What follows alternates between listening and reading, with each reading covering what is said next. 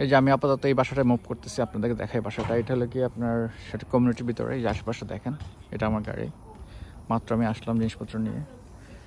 খুবই সুন্দর একটা কমিউনিটি, সবগুলো বাড়ি একই রকম, নিরিবিলি, সবাই সবার মতো থাকে। হ্যাঁ, এই পাশটাতে যেখান দিয়ে, এই পাশে হচ্ছে এন্ট্রান্স।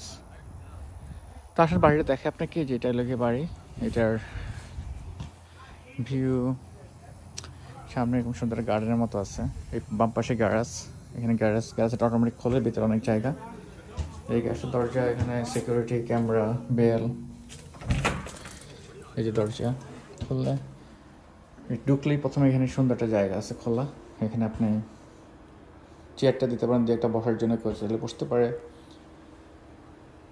ঢুকার পর যদি আপনি ডানি যান, এখানে একটা রুম, এখানে ছোট্ট একটা প্যান্ট্রির মতো আছে জিনিসপত্র রাখার জন্য, বা কোট ঝুলানোর জন্য, বা কিছু রাখার জন্য। এটা অনেক সুন্দর। এই যে ছোট্ট একটা রুম, এটা অফিস রুম বা কেউ থাকার জন্য হলে বানাতে পারবে। এখানে জানালা আছে। এটা ক্লোজেট। এই ক্লোজেটটা খুলে দেখালাম না, তা একটু খুলে দেখাই। এই যে ছোটোখাটো একটা ক্লোজেট, জামা কাপড় রাখার মতো ভালোই। এমনিকে প্রত্যেকটা বেডরুমের সাথে ক্লোজেট থাকা ম্যান্ডেটরি। তারপর এটা হলো গিয়ে একটা বাথরুম, কমন বাথরুম, সবাই ইউজ করতে পারবে এটা। এটা হলো গিয়ে আরেকটা বেডরুম। Second bedroom. এটা একটু লাইট জ্বালানোর চেষ্টা করি। এই জায়গাটা ঠিক, লাইটটা কেমন জ্বলতেছে না। আচ্ছা, এই জায়গাটা ঠিক করতে হবে। এটা যে বাড়িওয়ালা সে চেঞ্জ করে দেবে বলছে, এটা কেমন জানি ভেঙে গেছে জিনিসটা। সো এই তো এটা, এখানে একটা ক্লোজেট আছে। ওকে, সো এই পাশ দেখলেন। তারপর যে মাঝখান থেকে আসলে হাতের বামে এখানে গেলে যে সুন্দর ওয়াশার ড্রায়ার লন্ড্রি রুম, এটা হলো গ্যারেজ। মোটামুটি বড়ই গ্যারেজ, আমি চাই না লাইট জ্বালা দেখাই। এই তো বিশাল গ্যারেজ, এখানে একটা দুইটা গাড়ি ইজিলি রাখা যাবে, আরও জিনিসপত্র পাশে রাখা যাবে। এখান থেকে উপর উঠা যায়, উপরে জিনিসপত্র রাখতে পারবেন। ওকে, এখান থেকে আসলে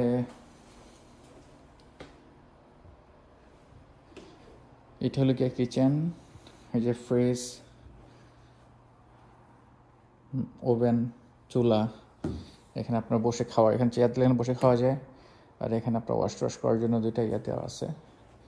এটা হলো কি আপনার বাংলাদেশের ড্রয়িং রুম বা লিভিং রুম বলে আমেরিকাতে, যেখানে লিভিং রুম সোফা দিয়ে এখানে ওপেন হয়। কিচেন, লিভিং রুম আর ডাইনিং রুম হলে ওপেন হয়। এটা হচ্ছে ডাইনিং রুম। সো পুরোটা ওপেন, আলাদা রুম না। ডাইনিং রুম বলতেছি, বাট আসলে পুরোটা ওপেন জায়গা। দেখেন, ডাইনিং,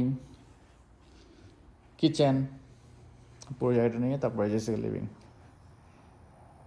আর মাস্টার বেডরুম বা ফাইনাল বেডরুম দেখার আগে এখানে একটা দেখাই। এই যে এখানে আপনার সেটা বারান্দার মতো, এখানে বসতে পারবেন, বা প্যাডিও বলে আমেরিকাতে। একটা পিছনে লেক ভিউ, সো বিউটিফুল, মাই গড, কি সুন্দর বাতাস। এখানে বসে আপনি লেকের বাতাস খাচ্ছেন। এখানে কিছু টুকটাক আপনি করলে এটা গাছটা শুকতে পারেন চাইলে, ওই এরকম টবের মধ্যে লাগাইতে পারেন, জোড়া যেরকম লাগাইছে। হ্যাঁ, ফ্যান্স দিয়ে দিতে পারেন, তোর মতো এরকম দিকে লাগাইতে পারেন। ওকে,